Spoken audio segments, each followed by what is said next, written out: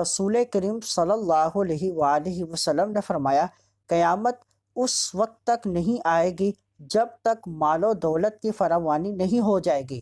اور فراوانی بھی اس طرح کی ہو جائے گی کہ ایک شخص نہیں۔ بسم اللہ الرحمن الرحیم۔ آج کی حدیث مبارک، قرب قیامت مال و دولت کی فراوانی۔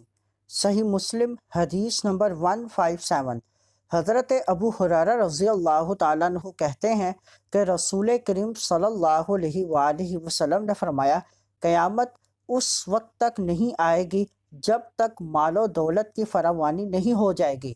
اور فراوانی بھی اس طرح کی ہو جائے گی کہ ایک شخص نہیں پائے گا جو اس کا زکوٰۃ کا مال لے لے، کیونکہ مال اور دولت کی فراوانی کسی شخص کو محتاج اور ضرورت مند نہیں چھوڑے گی، اور کوئی آدمی اس طرح کے مال لینے پر تیار نہیں ہوگا، اور قیامت اس وقت تک نہیں آئے گی جب تک کہ عرب کی سرزمین باغ اور بہار اور نہر والی یعنی بے حساب مال و دولت فراہم کرنے والی نہیں بن جائے گی۔